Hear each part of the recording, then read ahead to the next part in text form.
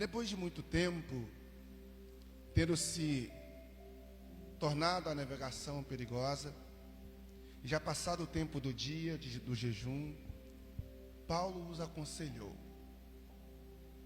dizendo: senhores, vejo que a viagem vai ser trabalhosa, com dano e muito prejuízo, não só da carga e do navio, mas também da nossa vida. Porém, o centurião dava mais crédito ao piloto e ao mestre do navio do que ao que Paulo dizia. Não sendo o porto próprio para invernar, a maioria deles era de opinião que deviam partir dali para ver se podiam chegar a Fenícia e aí passar o inverno, visto ser um porto de Creta que olha para o noroeste e para o sudeste. Soprando brandamente o vento sul, e pensando eles ter alcançado o que desejavam, levantaram âncora e foram costeando mais de perto a ilha de Creta.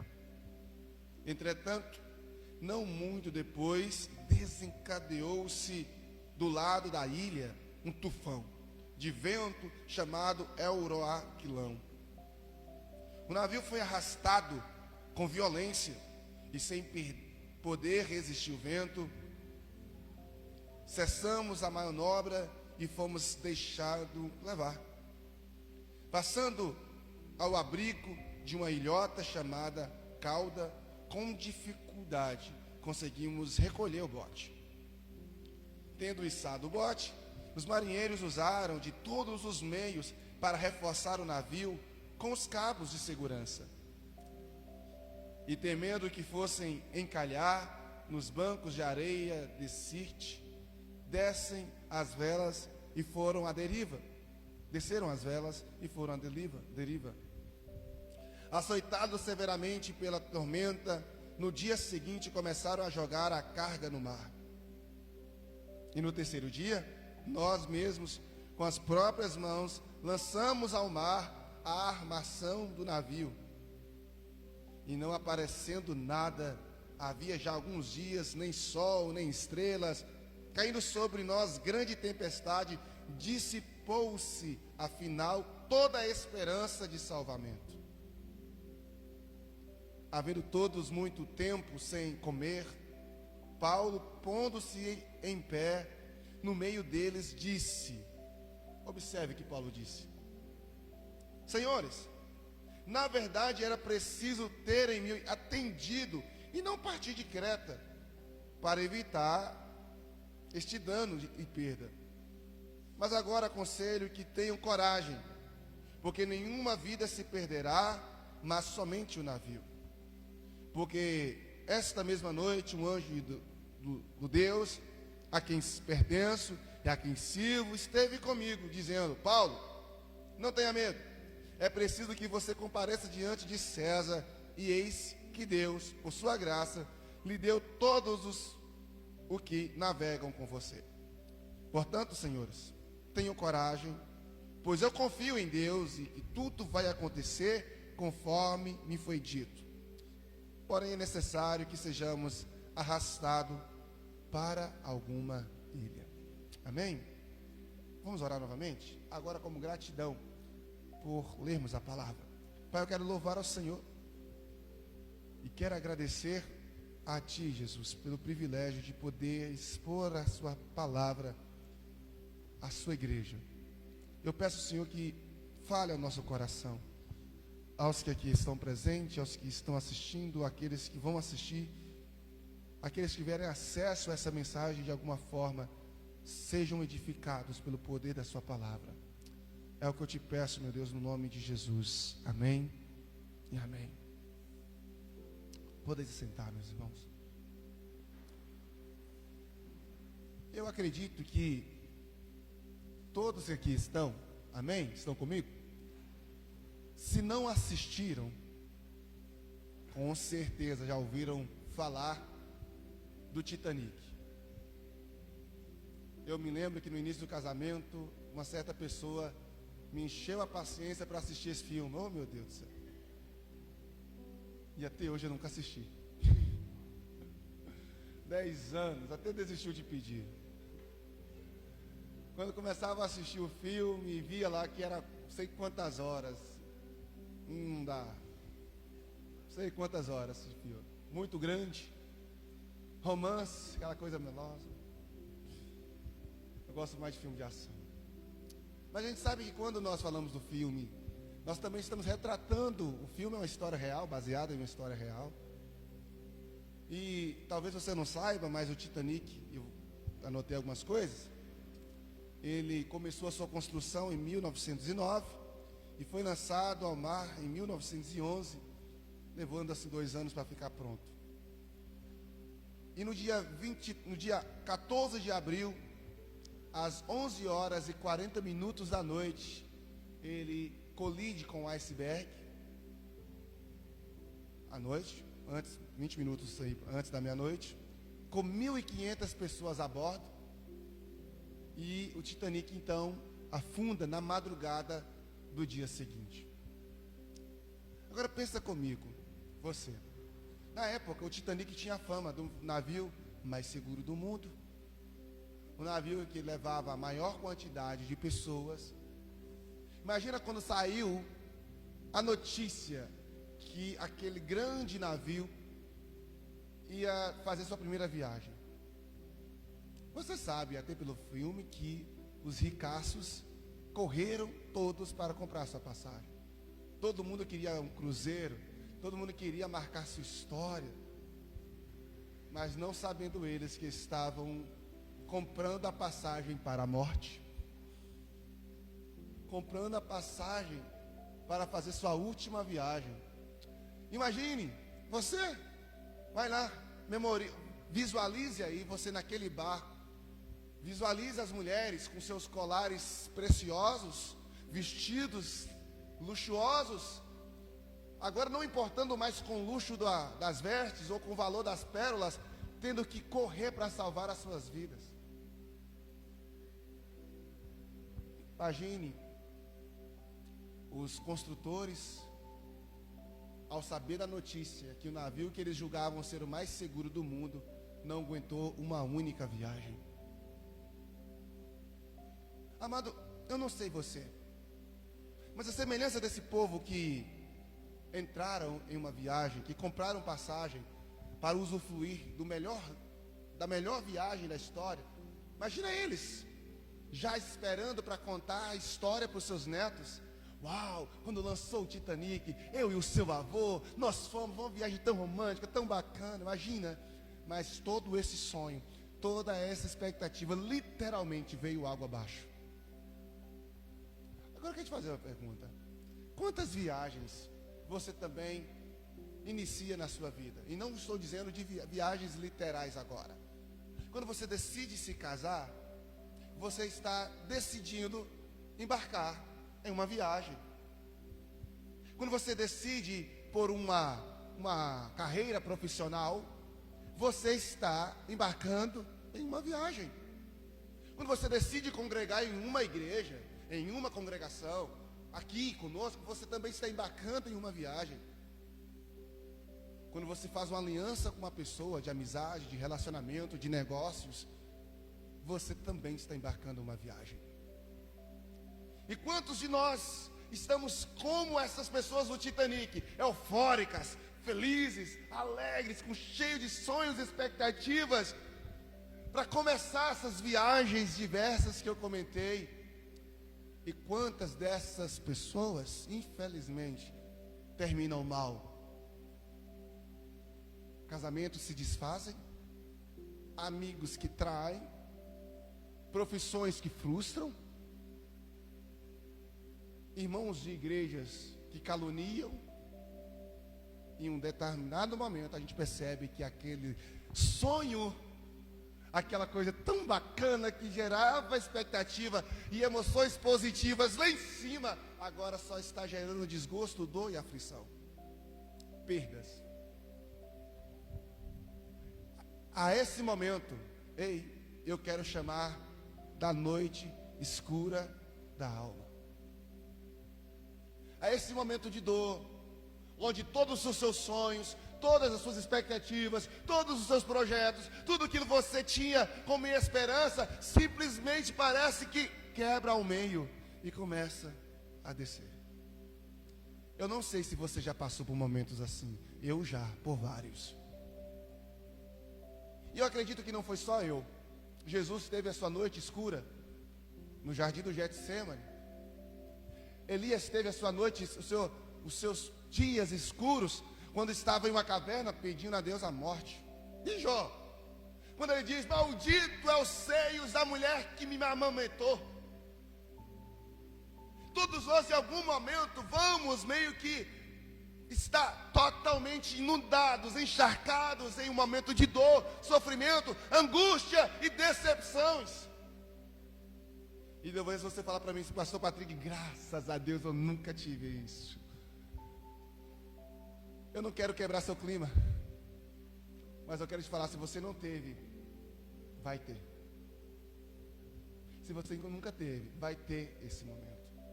E o objetivo da mensagem de hoje, querido, é exatamente criar em nós o antídoto, a resistência, é sermos vacinados, para que quando esse momento chegar, você saber passar por ele. Infelizmente tem pessoas que quando esse momento chega, entram em depressão. Tem pessoas que quando esse momento chega, eu estou falando momento, eu não estou falando apenas de uma noite, quando a gente canta, o choro dura uma noite, ou quando o salmista diz, porque a noite de muitas pessoas pode durar anos. Tem pessoas que entram numa noite como essa, e eu me lembro na adolescência, eu estava passando por uma fase dessa, eu já fui muito sentimental, hoje graças a Deus estou mais gerindo as minhas emoções de maneira muito mais qualitativa, mas eu já fui muito sentimental, emocional, então qualquer coisa para mim era um coisão. E uma vez eu me lembro que eu disse isso para Deus em uma oração: Senhor, que dia que essa noite vai acabar, porque eu não aguento ouvir o povo dizendo que o choro dura a noite, mas eu estou chorando todo dia com noite, que dia que essa manhã vai acontecer? E talvez você está assim: pastor, eu não sei que dia que minha manhã está chegando, parece que essa noite de 12 horas, de 6 horas, está virando 6 anos. 6 anos. O fato, querido, é que nós temos como evitar passar por noites assim, entende? Você tem como evitar, e mesmo se você não conseguiu evitar, tem como você sair dessa de maneira abençoada.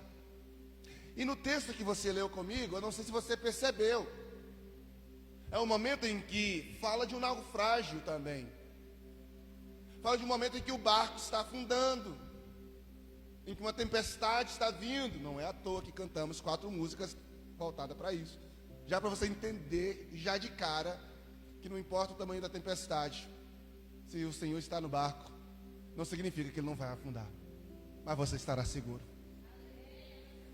Entenda isso. O fato é que Paulo, ele está fazendo a sua última viagem, embora alguns ainda dizem que quando ele estava em Roma preso, ele ainda foi à Europa, mas isso é cogitação. Mas Paulo está fazendo a sua última viagem, porque ele tinha acabado de voltar da sua 3ª viagem missionária, e agora, quando ele chega e está todo alegre, todo feliz, se você ler os capítulos anteriores, né, você vai perceber que ele chega e trazendo as notícias para a igreja, para os irmãos, só que arma-se uma cilada para Paulo. Paulo é preso, e Paulo então, a partir daquele momento, ele é levado até Roma, para ser lá em Roma julgado e condenado. Nesta viagem de Jerusalém, onde ele foi preso, até Roma, onde seria a sentença final de Paulo, leva alguns dias.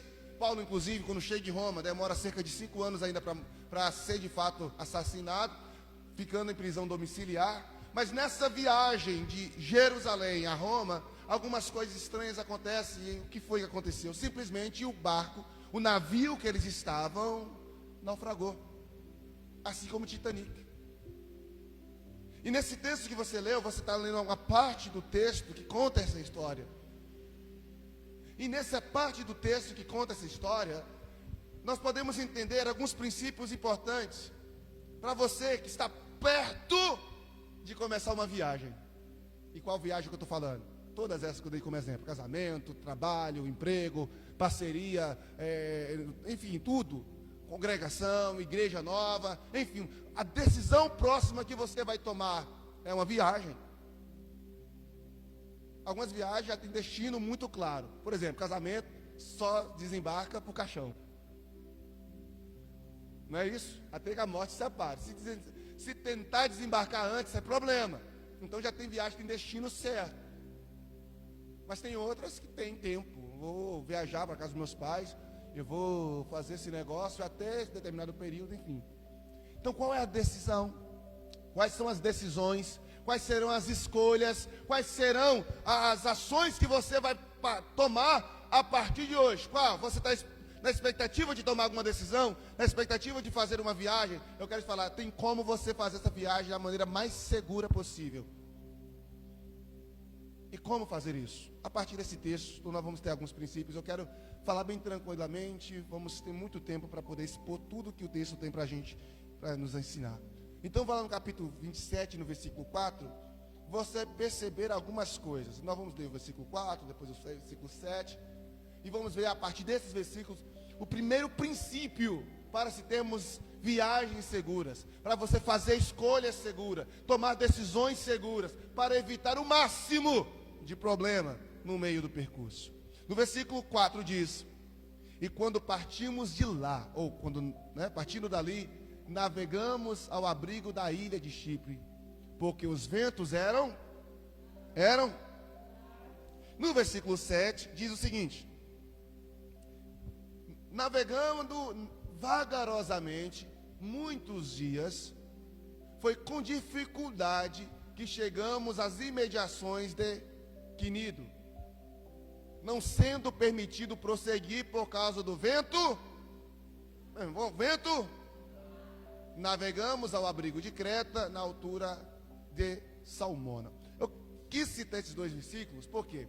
Porque Paulo aqui já tinha começado a viagem, entende? Já estava em percurso. E quando nós olhamos para esses dois versículos, duas expressões, a mesma expressão aparece nos dois versículos. E qual é a expressão? Ventos contrários.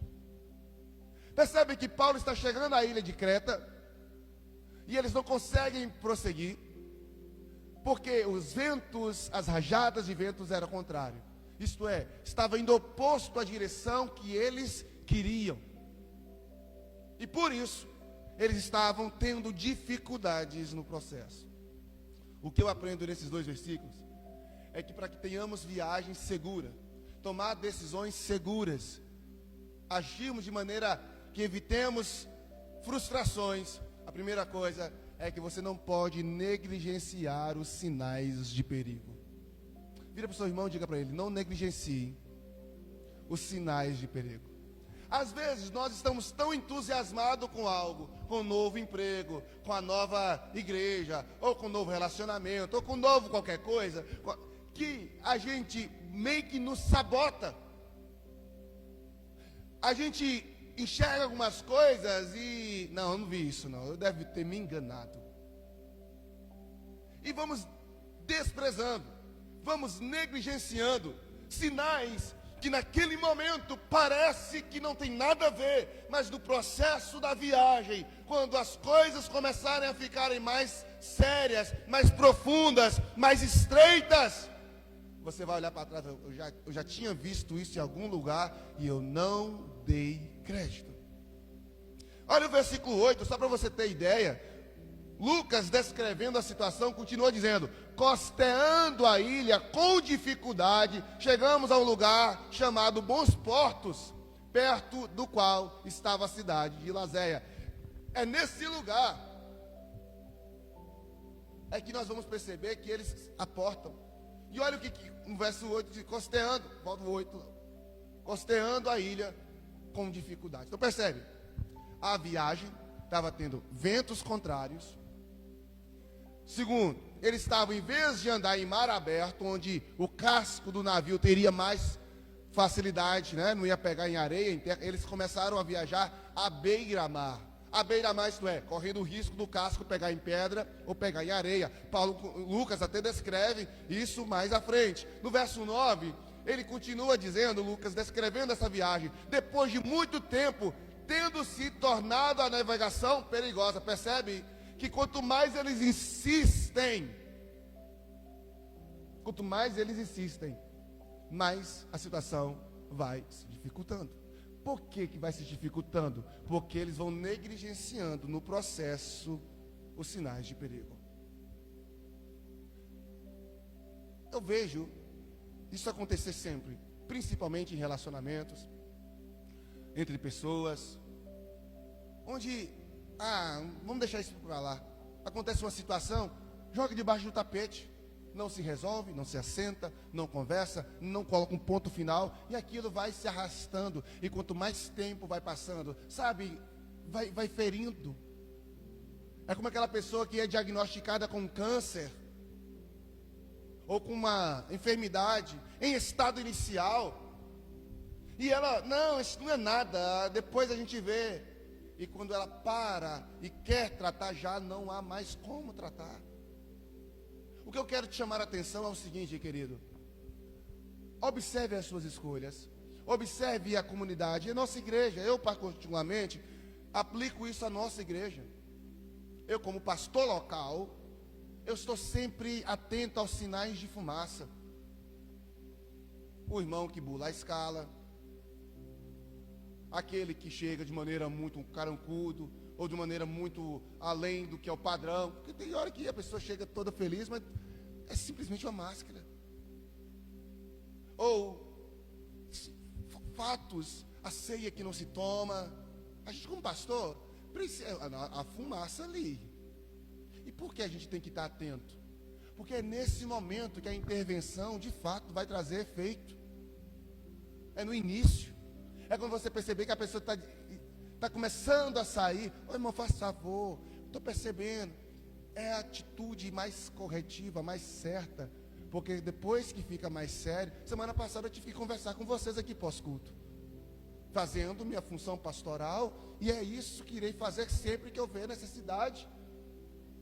Ainda que as pessoas não gostem, acham que é ruim, mas eu tenho meu papel e dever como pastor de guiar vocês de uma maneira mais correta possível. Não sei se eu vou conseguir ser perfeito, embora eu me esforço tudo para ser. Entenda, irmãos, nós não podemos negligenciar. E eu, como pastor, já estou sentindo os sinais de fumaça, e já não é de hoje. Estou sentindo. Relacionamentos, comportamentos, evasões. Nós não temos apenas esse grupo de irmãos aqui na igreja. O que eu quero que os irmãos entendam é que quando nós estamos interessados no sucesso e em abençoar as pessoas que amamos, nós precisamos agir mesmo quando essas pessoas de alguma forma não querem e não aceitam. O que acontece nesse texto, querido? É que o povo está negligenciando, a começar do próprio capitão. É tanto que agora no verso 9, Paulo está observando que o capitão está negligenciando com frequência. E o capitão que representa o líder. Quem era o responsável pela embarcação?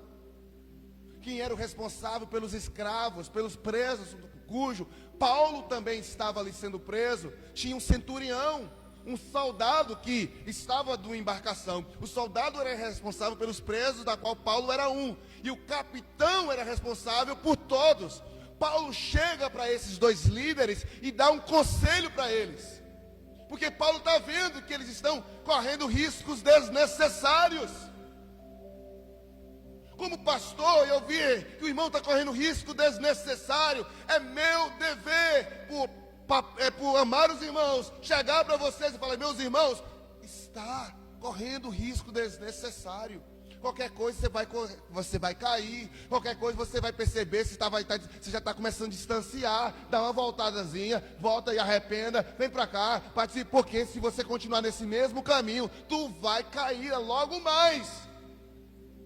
Só que infelizmente alguns se fazem de surdo. É o que acontece. Olha o verso 10. Olha o que Paulo chega para esses homens e diz para eles no verso 10. E dizendo: senhores, veja que a viagem vai ser trabalhosa e com dano e muito prejuízo. Paulo já está vendo a situação lá na frente, porque é essa capacidade de quem tem uma visão espiritual das coisas.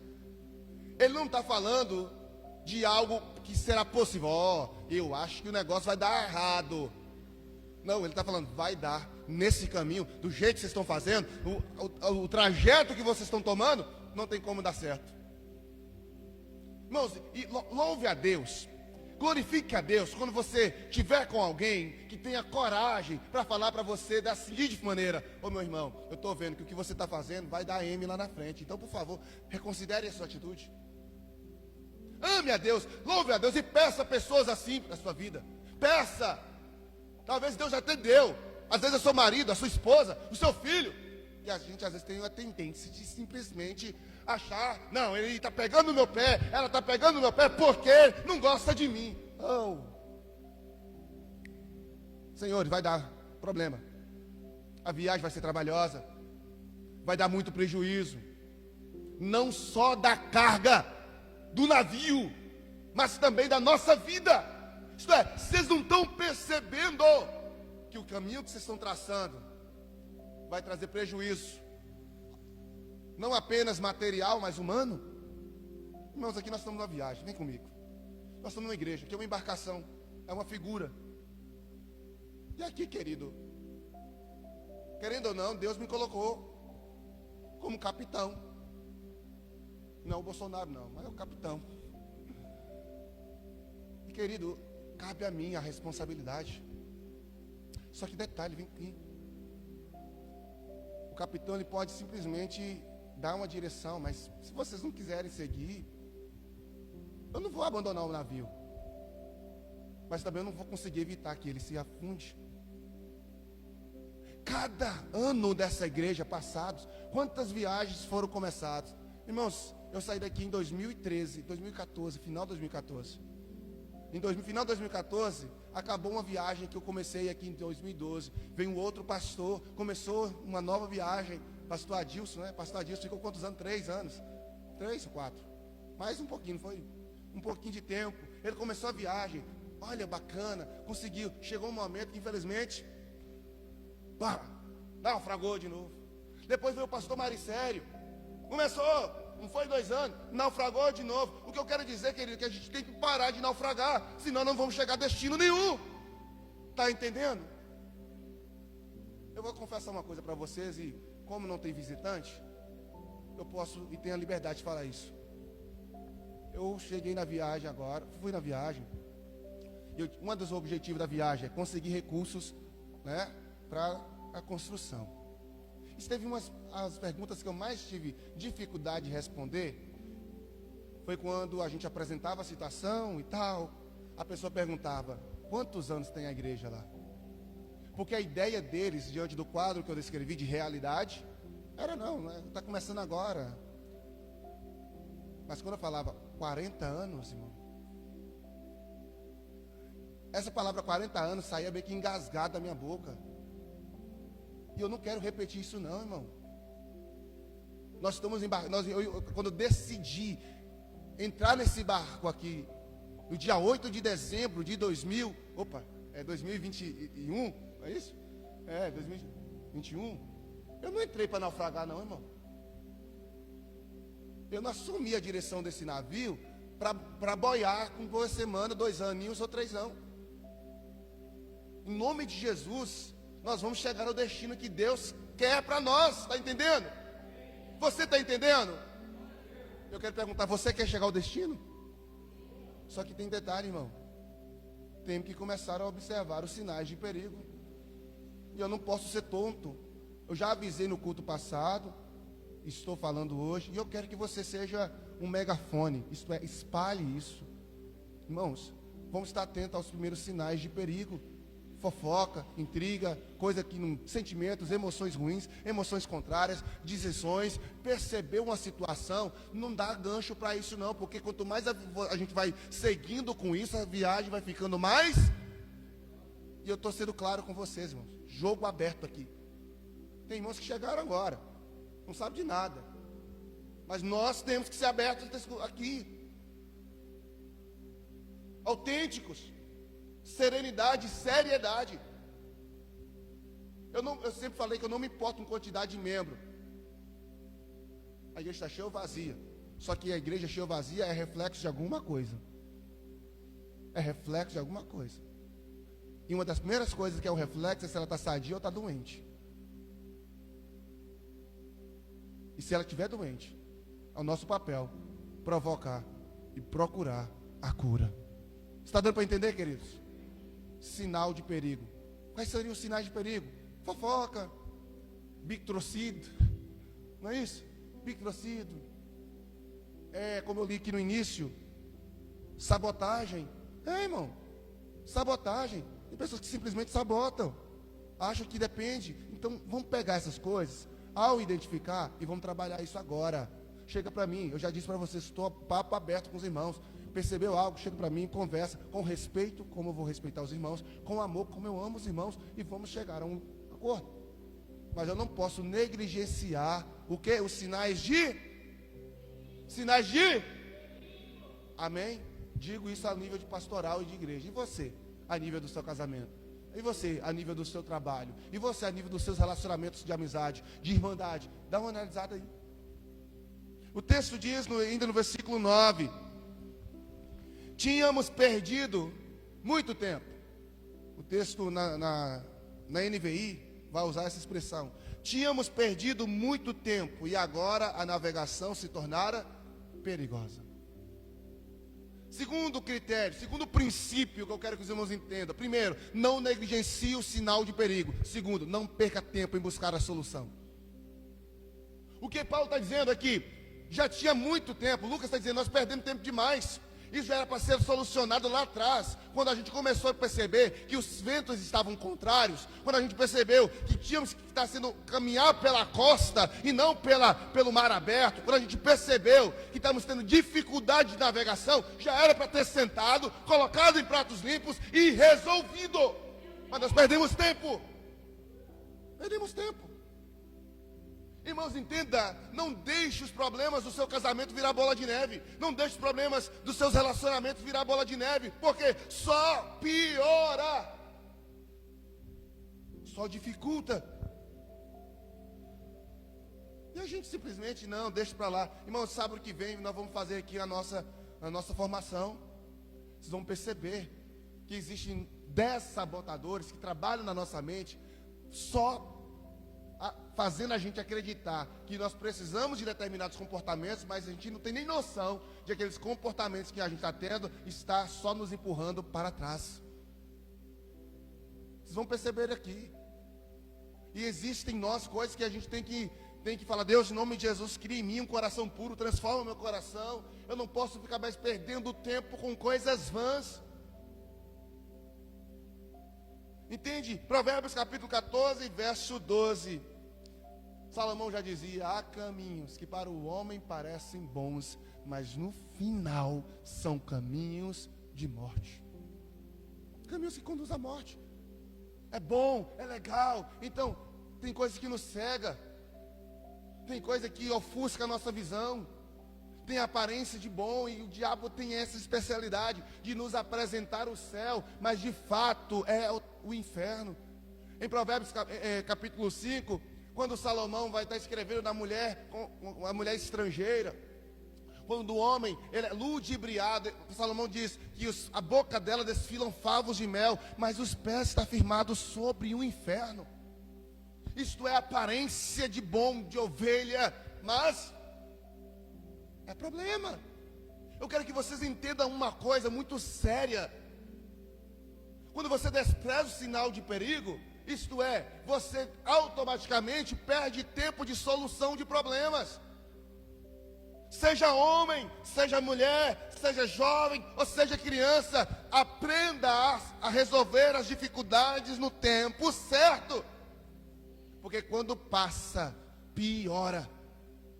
Piora. E às vezes a gente não quer resolver porque, se a gente resolver, se a gente falar sobre isso, não, irmão, entenda uma coisa. Você não pode deixar de resolver, você tem que aprender a resolver e não fugir de resolver. Tem pessoas que não resolvem porque tem medo, porque não sabe como. Então aprenda para resolver. Agora você não pode continuar a vida toda como esquivo, que é um sabotador, um esquivo, fugindo, com medo. Não, aprenda a solucionar os problemas no tempo certo. Nunca insista nunca insista em traçados, caminhos traçados pelo coração, que não está no GPS de Deus. Não insista em caminhos traçados pelo coração que não estão no GPS de Deus. Nosso coração é enganoso, é corrupto. Se você quer, irmãos, essa mensagem sobre o coração todo mundo tem que ouvir. Se você não ouviu, eu preguei aqui um ano passado, na primeira sermão da nossa jornada de 40 dias do Desafio de Amar.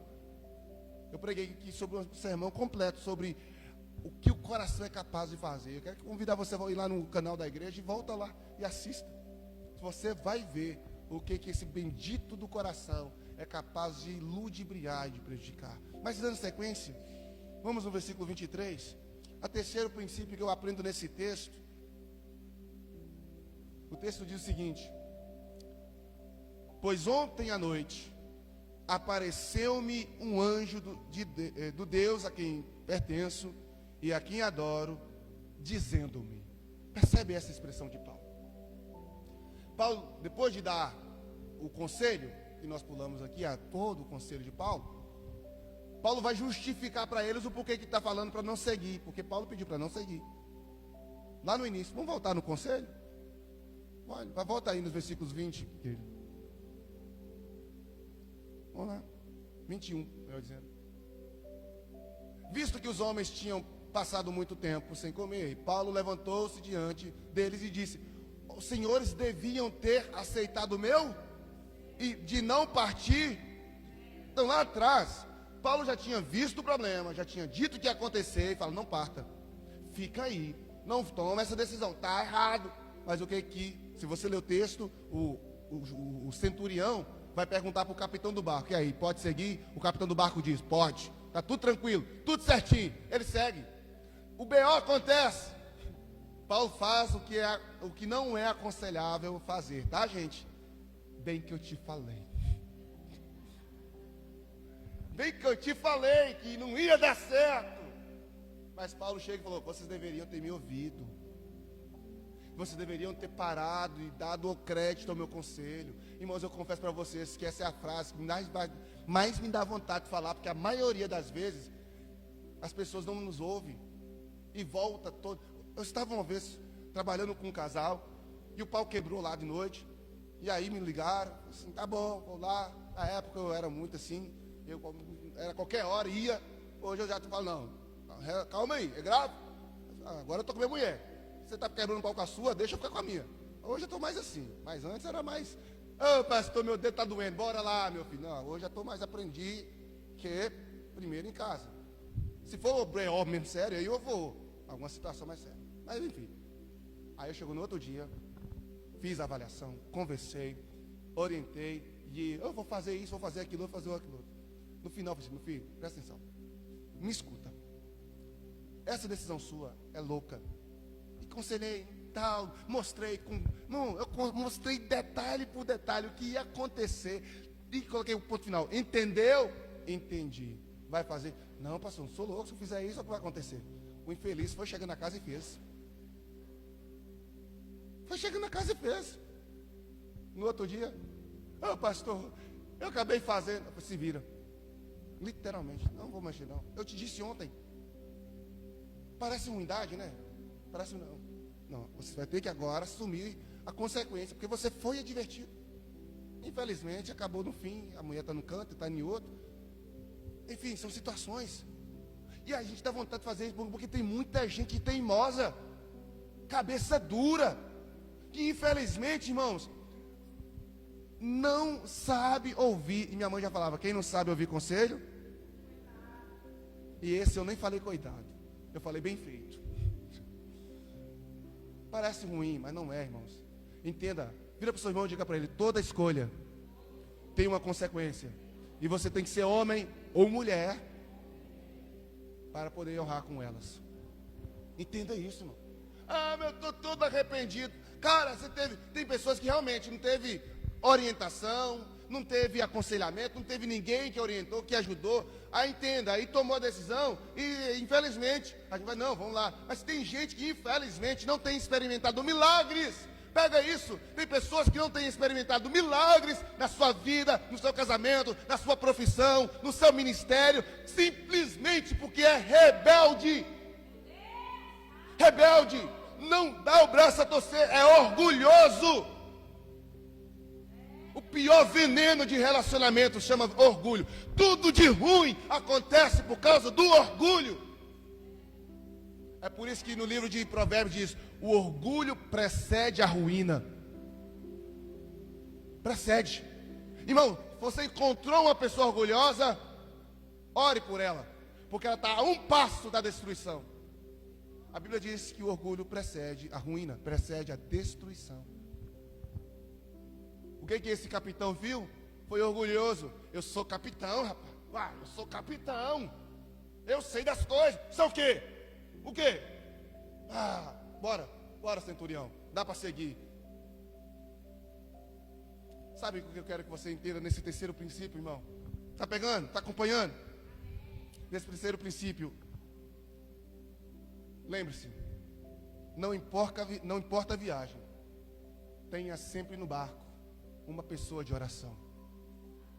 Tenha sempre no barco alguém, um parceiro que tem intimidade com Deus. Tenha sempre no barco alguém que de fato vai ter coragem de falar aquilo que você não quer ouvir. São pessoas que a gente às vezes quer distância. Irmãos, entenda, a liderança mais chata. Eu me lembro que uma vez eu cheguei reclamando da minha professora de matemática para uma vizinha de minha mãe, e eu chamava essa vizinha de tia. Ah, essa professora, não sei o quê. Ela falou: você cala sua boca, que ela é a melhor professora que você tem, porque é ela que está exigindo de você aquilo que você não quer dar. Eu me lembro como se fosse hoje. Na hora eu calei a boca, entendi o que ela está falando. A partir daquele dia eu comecei a amar a professora, foi a melhor professora que eu tive, e de fato. Porque, irmãos, as pessoas que às vezes a gente quer distância, porque tem a coragem de falar, porque entenda bem, hoje eu estava atendendo um cliente, e eu falei com ele sobre a bondade. Irmão, ser bondade é bom até um nível, porque a partir do momento que você é bonzinho demais, você se torna ruim.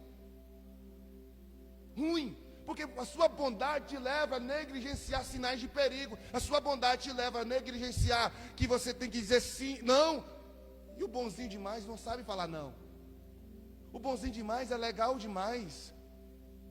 E esse bonzinho demais, às vezes não serve para ser o seu melhor amigo. Ele vai ouvir você, mas ele não vai falar para você o que você de fato precisa.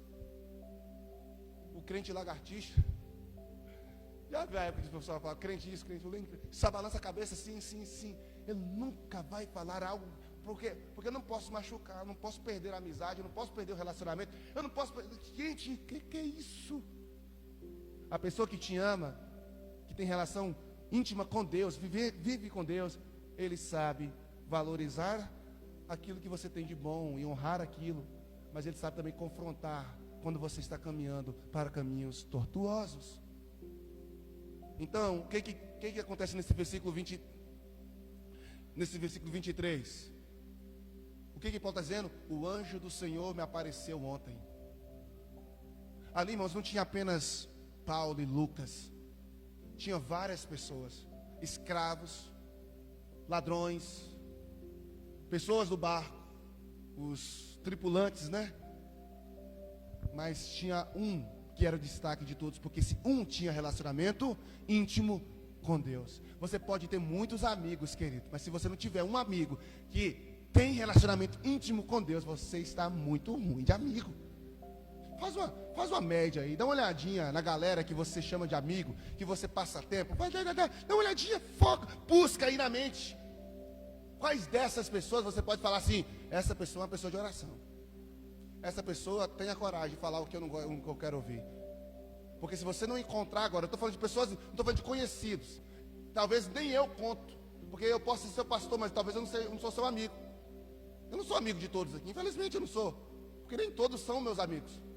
A amizade é um nível de relacionamento intrínseco, está acima até de mãe e pai. Tem pai que não é amigo, tem mãe que não é amiga, mas a Bíblia diz que há amigos mais chegados do que irmãos. Então entenda isso. Eu não sei se você está entendendo o que Deus está trazendo para nós hoje, mas eu queria muito que você entendesse. Tenha amigos, assim como Daniel tinha Sadraque, Mesaque e Abednego, que é Ananias, Azarias e Misael.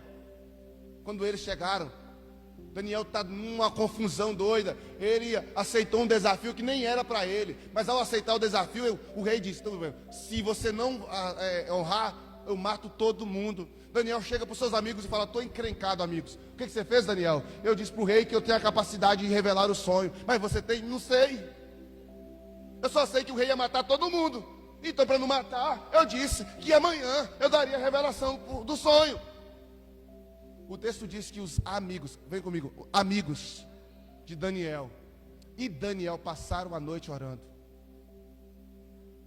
clamando a Deus: Deus, revela para Daniel, Senhor. Fala para ele é parceiro, ele vai morrer, e nós também, Senhor, vai. Eu não sei como, mas só sei que eles passaram a noite. No outro dia, Daniel foi sozinho, saiu, torça por mim aí, meninos, e foi Daniel e esses três que estavam lá no mesmo desafio, onde se comesse a comida, eles estariam pecando contra Deus, mas eles falaram: nós não vamos comer, e os quatro assumiram a responsabilidade juntos. E Daniel prosperou, porque Deus deu a revelação a ele, porque ele e seus amigos oraram. Seus amigos te oram, pergunta, dá uma olhadinha aí na sua mente, abra aí a gaveta do cérebro e dá uma olhadinha se os seus amigos oram com você. Seus amigos te chamam para oração ou para o boteco? Seus amigos te chamam para oração ou para o videogame? Que qualidade de amigo é esse? Não é amigo. É colega, irmão de igreja, é qualquer coisa, menos amigo. Porque o amigo te leva sempre para os pés da cruz, que é Jesus. Os amigos te aproximam de Deus e não te afastam dele. Tenha no seu barco, na sua vida, pessoas de oração. Esta igreja tem que ter mulheres de oração, irmão. Cadê as mulheres de oração? Cadê os homens? A gente tem quarta-feira aqui, noite de intercessão. Vem 3 gatos pintados. Com muito respeito e amor que vem, mas muito chateado e bravo com os que não vêm. Despreza a oração. Por quê? Porque a oração é chata. Amigos, não é apenas para desfrutar dos momentos bons, mas principalmente dos momentos desafiadores. E você? Está dando para analisar com quem você está andando no barco? Por causa de Jonas, o dono do barco já ia perder no barco, já perdeu muita coisa e já ia perder no barco e a vida, porque ele deixou entrar no barco dele uma pessoa que estava fugindo de Deus. Os seus amigos estão fugindo de Deus ou estão te levando para Deus? Está dando para entender aí, queridos? Então, em terceiro princípio, tenha no barco pessoas de oração. Tenha na sua vida pessoas que você pode consultar, pessoas que você pode orar com essa pessoa, pessoas que você pode perguntar, pedir conselhos. E também seja alguém assim. Não, conta comigo. Se você precisar abrir o coração, estou aqui. Seja pessoa sábia, irmão, entenda bem. Fortaleça o outro. Não seja apenas alguém que suga, mas seja a pessoa que doe. Fala igual Cris, amiga. Amiga. Entende, amigo. Vamos sentar aqui, vamos abrir o coração, vamos orar junto aqui. É isso. Você tem, pergunta para o seu irmão, você tem pessoas igual Paulo na sua vida?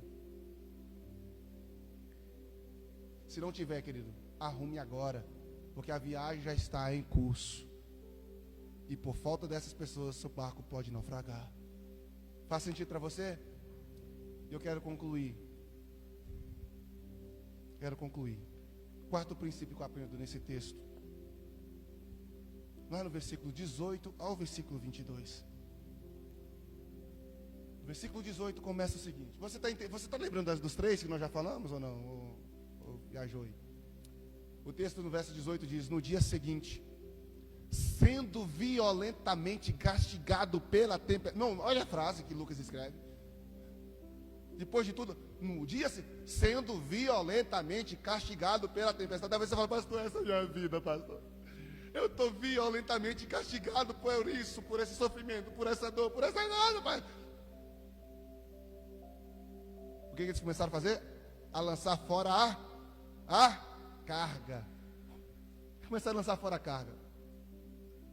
Carga era os seus bens, coisas de valor, coisas que eles sacrificaram para ter. Observe isso comigo. Coisas que eles trabalharam para conquistar. Tem pessoas, por não ouvir conselhos, infelizmente, tem que desfazer de coisa importante na vida.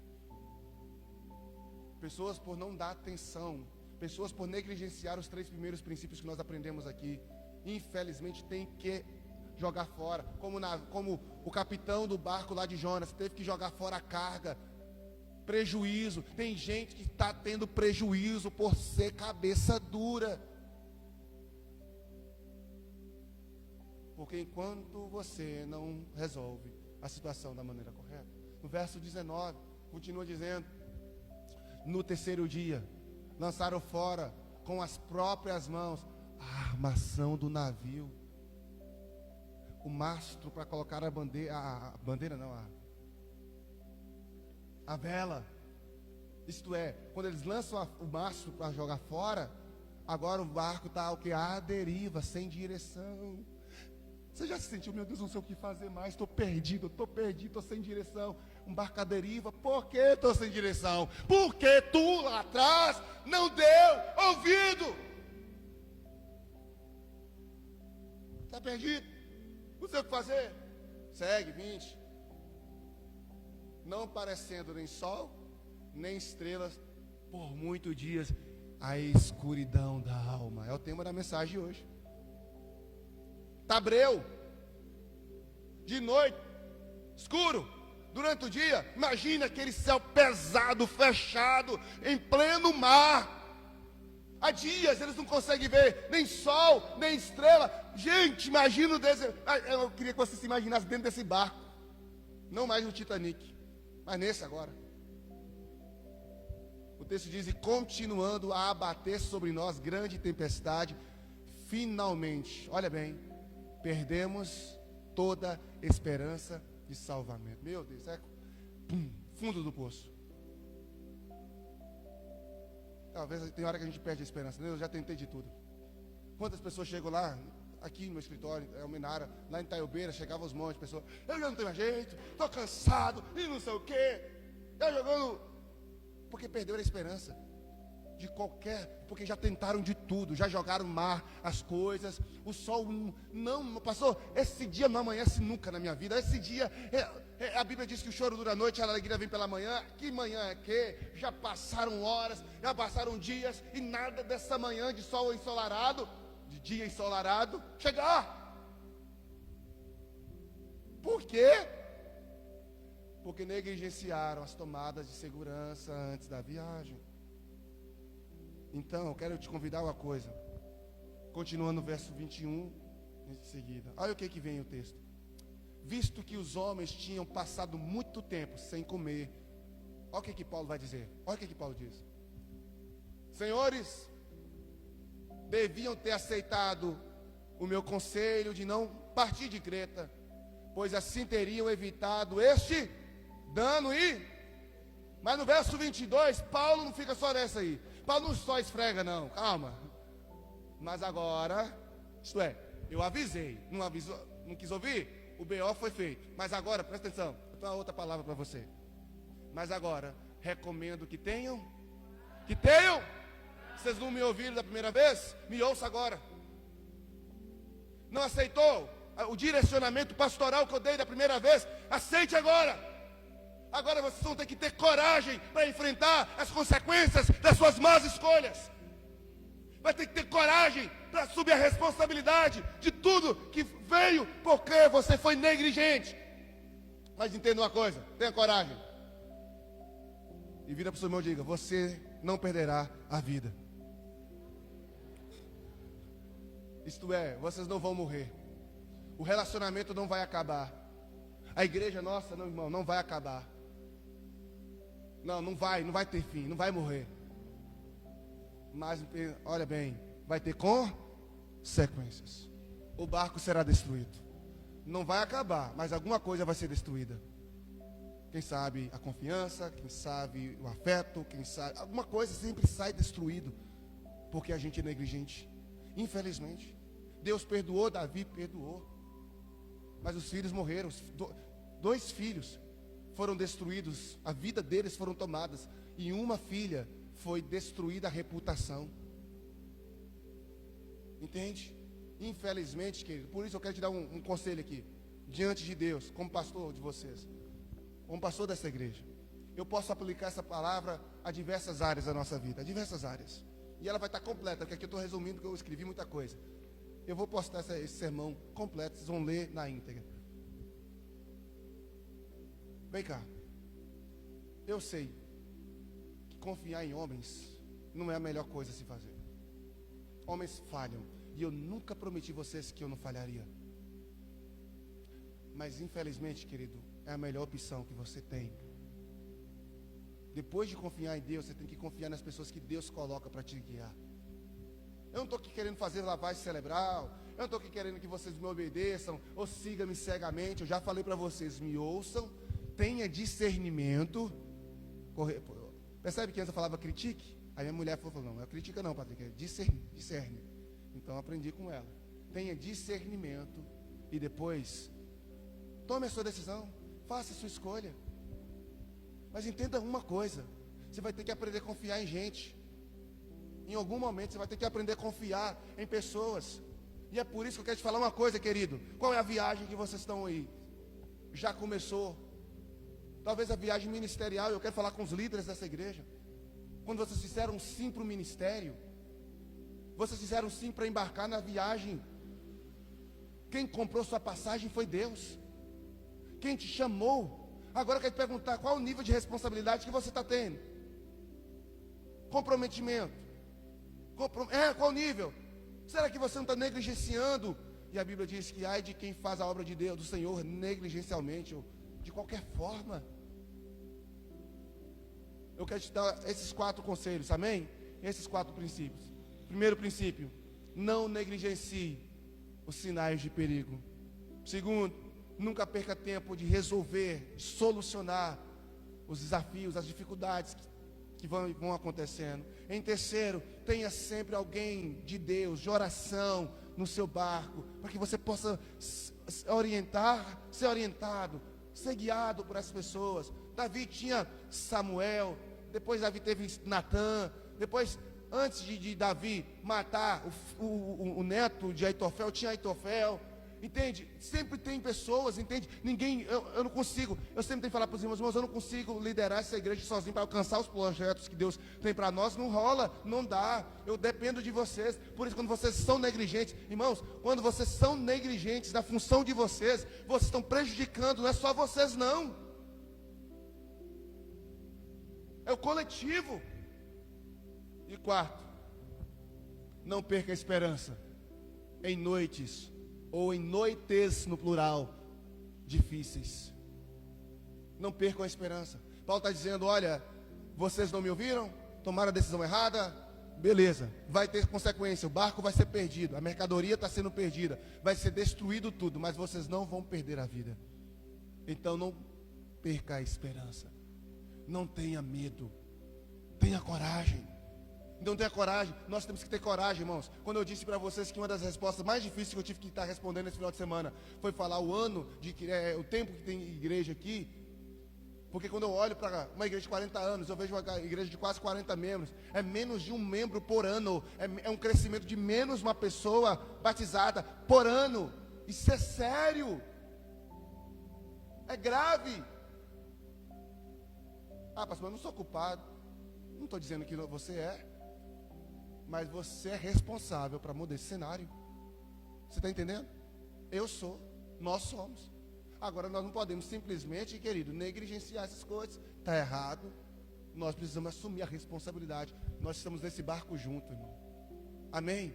Estamos nesse barco junto. E nós vamos chegar ao nosso destino em segurança para a glória de Deus. Mas eu quero te convidar a observar esses 4 princípios. Eu tenho certeza que você, seu marido e a sua esposa, seus filhos, sua família, vai chegar ao destino de maneira segura. Mas não negligencie os princípios. Nós queremos que o seu ministério vai chegar ao destino de maneira segura, mas não negligencie. Eu espero que você tenha entendido.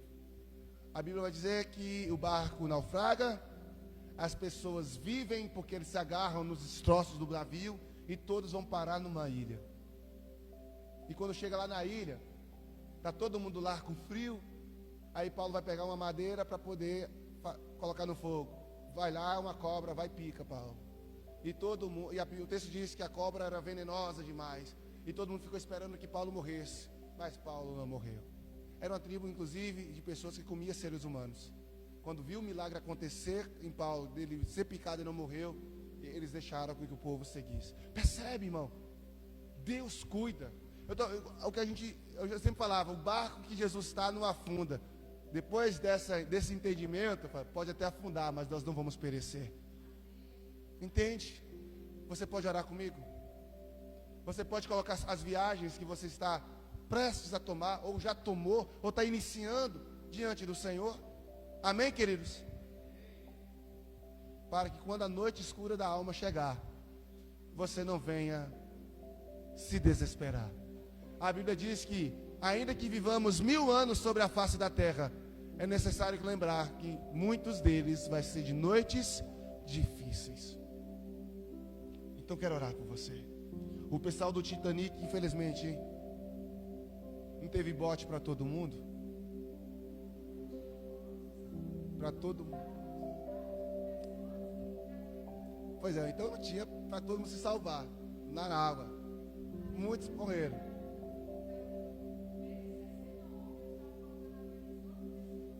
Então, foi negligente. Foram falhos. Então, e aí? Vocês serão também? Amém? Nós vamos ser?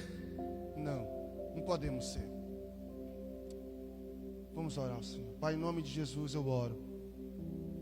Eu oro nessa noite porque eu sei que nós empreendemos em muitas viagens da vida.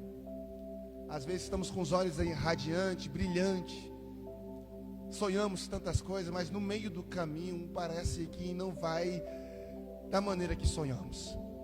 Parece que no meio do caminho algumas coisas começam a acontecer. E aí a situação, a tempestade, a noite escura começa a acontecer. Mas nós aprendemos, Senhor, que foi fruto de negligência. Foi fruto de não observar as dificuldades iniciais. Foi fruto de não ouvir a voz de um homem de Deus. Foi fruto, Senhor, de continuar insistindo em algo que já sabiam que não ia dar certo. Deus, tantas vezes nós tomamos esse mesmo caminho, achando que é o melhor.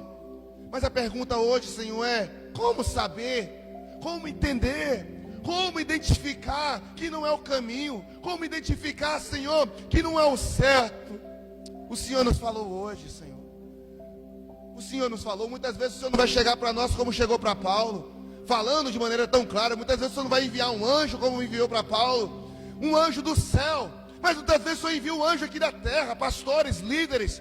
O Senhor envia amigos, o Senhor envia pessoas, homens e mulheres de Deus. O Senhor envia a sua palavra, o Senhor envia a circunstância.